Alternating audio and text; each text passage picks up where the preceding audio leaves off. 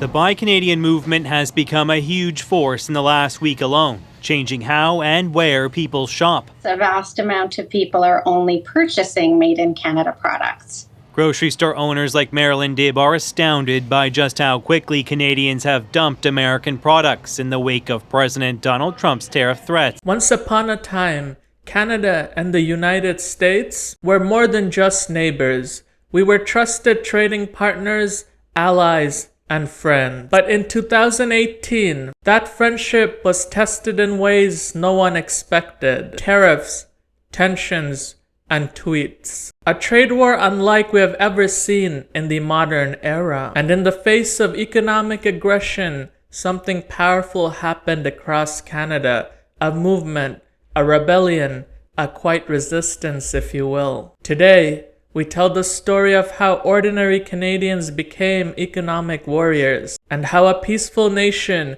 stood up to protect its own dignity, workers, and its future. If you're a proud Canadian, make sure to hit the like button, subscribe. Let's keep this story alive. So in March 2018, US President Donald Trump back then announced sweeping tariffs. 25% on steel and 10% on aluminum imports, including from Canada. It blindsided Ottawa.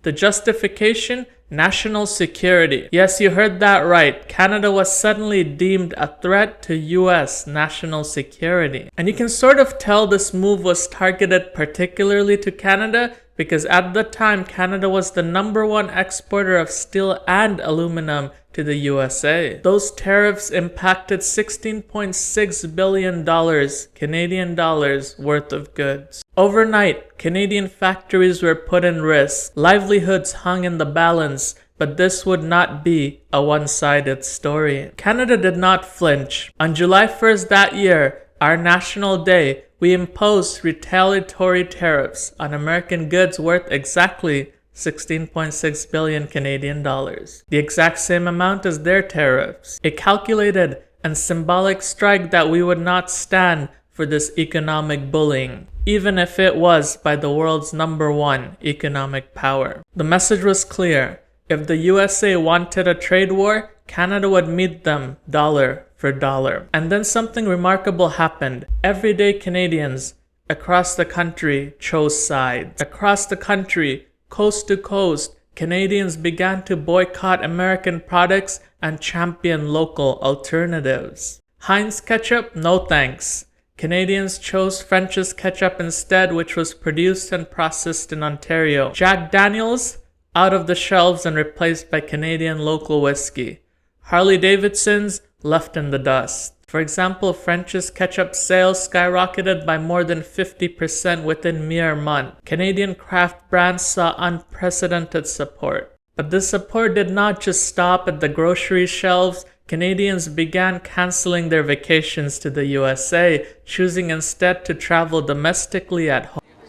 If you ask Canadians about whether they plan to travel to the US for a vacation, you may get an answer that reflects a newfound desire to stay local. With everything going on in the US, I feel like a lot of Canadians kind of want to stay home. Won't be going to the US. No. Recent numbers back up the sentiment. Today, very recent analysis of tourist traffic is showing that over 1.3 million fewer Canadians are tripping over the US overnight compared to previous years. Estimated economic impact? What really counts? Hundreds of millions of lost in USD tourism dollars. This isn't just patriotic or choosing sides, it's strategic. A people-powered grassroots resistance through the wallet. The trade war was not just a spat between some leaders high up. It was the unraveling of decades of economic cooperation. Remember, nearly 80% of Canadian exports go down south to the USA. US companies rely on Canadian auto parts, aluminum, lumber, and energy. Basically all the ingredients to power the backbone of the USA economy. But one thing was made clear with those tariffs, that reliance is not the same as respect. Consequently, Canadian policies and businesses began diversifying, looking to Europe, Asia, Latin America, the age of blind North American integration was indeed over. Behind the scenes, quietly but surely, the Canadian government tapped into trade deals that had been made with different regions, such as CPTPP with Pacific nations and CETA with Europe. This was a good move to escape American economic pressures. We were not just reacting, we were evolving. And then again, you know what happens next in 2025 when history comes knocking on the doors once again. Donald Trump returns to the White House, and with him, so did the aggressive trade policies. Trump wasted no time slapping new tariffs on automobile components and dairy exports, hitting key sectors of our economy once again. But this time, we were ready. The Buy Canada movement went just from reactionary to nationwide. It became a way of life almost. Big grocery chains began highlighting Canadian brands. Small manufacturers saw surging demand from conscious consumers. Even corporate giants started embracing Made in Canada labels as a badge of honor. Some quick real stories include Ottawa Valley Meats, a 100% Canadian sourced butcher in Ontario, reported a 30% increase in orders in February 2025, experiencing its second largest sales month ever, driven by consumers actively seeking Canadian products. Another one, Blondie Apparel, an Ottawa-based company designing and manufacturing all its product in Canada, saw a 35% increase in first-time orders since January 2025, with their Made in Canada crewnecks selling out rapidly due to high demand. Chapman's Ice Cream, a long-standing Canadian-owned and operated company, is among businesses which reported a boost to the bottom lines as the Buy Canadian trend strengthened and consumer demands for homegrown goods grew significantly across 2025. Last but not least, the Very Canadian Survey and Business Conditions Report for Q2 2025 indicated that 12% of all Canadian businesses and 24.1% of exporters to the US increased domestic sourcing of goods and services. So in simple, Canadians, fed up with volatility from our southern neighbors,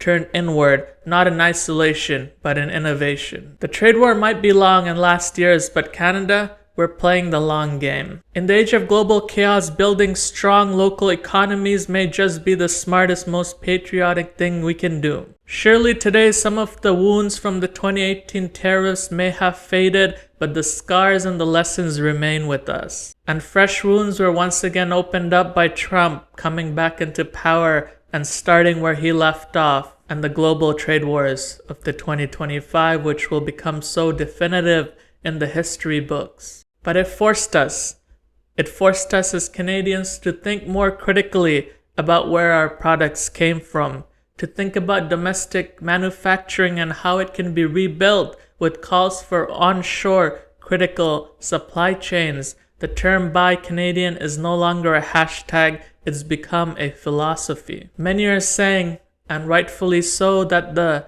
friendship between Canada and USA will never be the same again, and maybe that's not such a bad thing. In standing tall and standing together and standing for each other, we have proved that even in the shadow of an economic superpower, Canada will not be pushed around. Once again, if you're a proud Canadian and proud of how Canada has fought back, make sure to smash that thumbs up button. Have you yourself changed the way you shop or travel? Drop your story in the comments below, and as always, subscribe for more Canadian deep dives and economic storytelling. Thanks for watching. Tahmid signing out.